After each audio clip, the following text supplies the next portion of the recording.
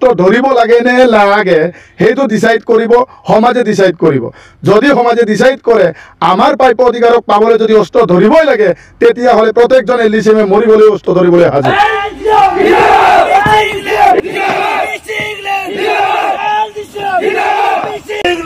মিচিং ৰাজ্য গঠনৰ দাবীৰে গঠন হোৱা সশস্ত্ৰ সংগঠন এলডিচিএমৰ কৰ্মশালা 28 ছেপ্টেম্বৰ বৃহৎ আলোচনাৰ পিছতে ল'ব পৰৱৰ্তী সিদ্ধান্ত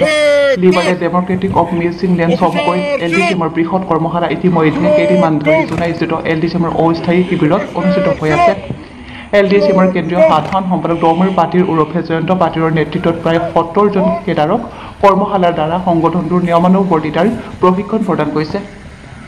পৃথক মিচিং ৰাজ্য গঠনৰ দাবীৰে গহপুৰত 2009 চনত গঠন হোৱা মিচিং জনগোষ্ঠীৰ সশস্ত্ৰ সংগঠন এলডিচিএম ইতিমধ্যে 2015 চনৰ পৰা চৰকাৰৰ সৈতে আলোচনাত আছে বুলি জানিবলৈ দিয়ে এলডিচিএমৰ কেন্দ্ৰীয় সাধাৰণ সম্পাদক ডমীৰ পাটিৰ ওৰফে জয়ন্ত পাটিৰে পৃথক মিচিং লেণ্ডৰ দাবীৰে গঠন হোৱা সশস্ত্ৰ সংগঠন এলডিচিএমে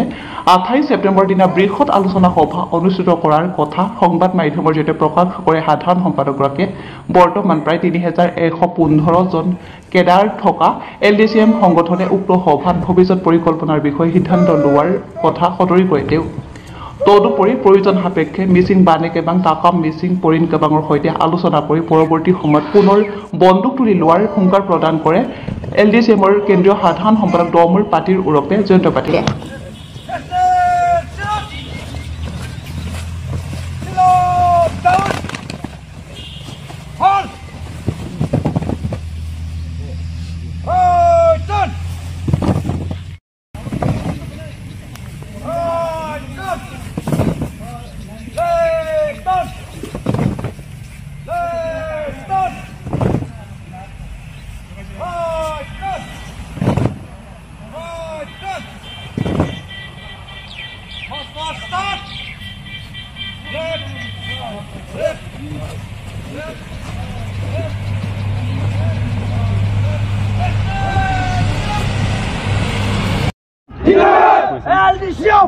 এলডিচিএম 2009 16 ছেপ্টেম্বৰ আমি এলডিচিএম গঠন কৰা হৈছিল গহপুৰত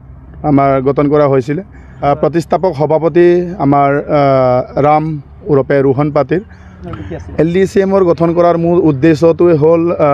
the liberal democratic council of Mising land এলডিচিএমৰ ফুল মিনিংটো আপোনালোকক অৱগত কৰিব বিচাৰিছোঁ liberal democratic council of Mising land আৰু এলডিচিএমৰ জৰিয়তে আমি মিচিং লেণ্ডৰ দাবী কৰিছিলোঁ যিহেতু অসমত থকা জাতি জনগোষ্ঠীৰ বা যিকোনো জনগোষ্ঠীৰ অন্যান্য আমাৰ মিচিঙৰ বাহিৰেও বা অন্যান্য যিটো জনগোষ্ঠী আছে বড়োসকল আছে বা কাৰ্বিসকল আছে তেখেতসকলৰ যেনেকৈ কাৰ্বি আংলঙত যিটো কাৰ্বি বুলি ক'লে আমি কাৰ্বি আংলং বুজি পাওঁ বড়ো বুলি ক'লে বিটিআৰত যেনেকৈ আমি বুজি পাওঁ তেনেকৈ আমি সুকীয়া একেচা মিচিঙৰ আইডেণ্টিটিৰ এটা জেগা বিচাৰিছিলোঁ বা ঠাই বিচাৰিছিলোঁ আমাৰ ভূমি বিচাৰিছিলোঁ এইটোৱে হ'ল এলডিচিএমৰ মূল আৰু লক্ষ্য আৰু উদ্দেশ্য আমাক মিচিং লেণ্ডৰ খুব প্ৰয়োজন হৈছিলে সেইটোৰ কাৰণে আজি তাৰিখতো প্ৰয়োজন আৰু ভৱিষ্যতেও প্ৰয়োজন হৈ থাকিব এইটো হ'ল liberal democratic council of Mising land 2009 16 ছেপ্টেম্বৰত ফাউণ্ডেশ্যন হৈছে বুলি আপোনালোকক অৱগত কৰিলোৱে ইয়াৰ বিপৰীতে 2015 চনত অসম চৰকাৰৰ লগত তেতিয়া আমাৰ আলোচনা হৈছিলে আলোচনা হোৱাৰ পিছত দিল্লীত আলোচনা হৈছিলে তেতিয়াৰ পৰা এতিয়ালৈকে আমি আলোচনা কৰি এতিয়া লাষ্ট ষ্টেজত পাইছোঁ আমি লাষ্ট এটা অন্তিম পৰ্যায়ত পাইছোঁ আমাৰ ডিমাণ্ডটো কিন্তু অন্তিম নহয় আপোনালোকক এইটো স্পষ্ট কৰি থোৱাটো ভাল আমাৰ ডিমাণ্ডটো সদায় থাকিব যেতিয়ালৈকে নহয় মিচিঙৰ ডিমাণ্ডটো মিচিং লেণ্ড ডিমাণ্ডটো ভৱিষ্যতেও থাকিব আমি এতিয়া গভৰ্ণমেণ্টৰ লগত বা আমাৰ যিটো পিতৃ সংগঠন যিটো বানে কেবাঙৰ জৰিয়তে বা মিচিং অট'নমাছ কাউন্সিলৰ জৰিয়তে বা মিচিঙত থকা সন্মানীয় TMPK সংগঠনৰ জৰিয়তে আলোচনাৰ মৰ্মেহে আমি আলোচনাত কৰিব বিচাৰিছোঁ অৰ্থাৎ আমি কেনেকুৱা ধৰণৰ কালেক্টিভলি কিছুমান কাম কৰি গ'লে আমাৰ অধিকাৰসমূহ পাব পাৰি তাৰ সংক্ৰান্ততে আলোচনা কৰিবলৈ আমি প্ৰস্তুত আছোঁ সেইটো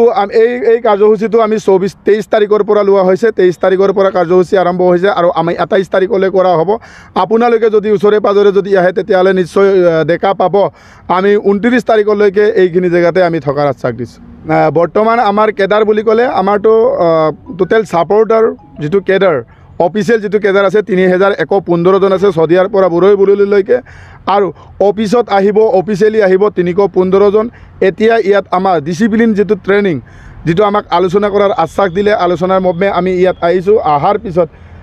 মিটিঙৰ দিনাখন এটা প্ৰদৰ্শনীত বা যিটো আমাৰ গাৰ্ড অফ অনাৰ বা কেনেকৈ চেলুট দিয়ে LCMে কেনেকৈ বিহেভিয়াৰ কৰে সেইখিনি বা আমাৰ ৰুলটো কি বস্তু আৰ্মিৰ উদ্দেশ্যটো কি বস্তু সেই আমাৰ মাজত থকা সেইখিনিক আমি দেখুৱাবৰ কাৰণে ইয়াত আমাৰ 17জন কেডাৰ্ছক আমি ডিচিপ্লিন ৱৰ্কশ্বপ কৰা হৈছে এইটো একেবাৰে স্পষ্টকৈ ক'ব নোৱাৰোঁ সেইটো আত্মসমৰ্পণ বুলি ক'লে আমিতো তেনেকৈ আগত অন্যায়লি বা ইলিগেলি এক্টিভিটিছটো কৰা নাই ন গতিকে এইটো আত্মসমৰ্পণ বুলি ক'লে এইটো আমাৰ অসুবিধা হ'ব আমি জাষ্ট আলোচনাহে কৰিছোঁ আত্মসমৰ্পণটো কেতিয়া কি কৰে সেইটো গভৰ্ণমেণ্টৰ কথা আমাৰ মাজত এনেকৈ থকাটোৱে আমি বিচাৰিছোঁ আমাৰ জাতিটো ডিচিপ্লিন হোৱাটোৱে বিচাৰিছোঁ অসমত থাকি অসমৰ বা গোটেই বিশ্বৰ দৰবাৰত জিলিকি থকাটো আমি বিচাৰিছোঁ জাতিটো আমি গৈছোঁ তাতে চাৰ্টাৰ অফ ডিমাণ্ড দিছোঁ মেমৰেণ্ডাম দিছোঁ তাৰ পাছত কি হৈছে কি হোৱা নাই সেইটো গভৰ্ণমেণ্টেহে জানে 28ত আমি মিটিঙত বহিম মিটিঙৰ বহাৰ পিছতে আমি স্পষ্ট কৰিম আপোনালোকক নিশ্চয় মাতি অৱগত কৰিম কি হৈছে কি হোৱা নাই কিন্তু আমাৰ ডিমাণ্ডটো হ'ল নৰ্থ ইষ্টৰ বা গোটেই শান্তিপ্ৰিয় জাতি হিচাপে শান্তিৰে জীয়াই থাকিব বিচাৰোঁ ইয়াক অশান্তি কৰাটো আমি কোনোদিনাই বিচৰা নাই এইটো নহয় বেলেগ জেগাত হ'ব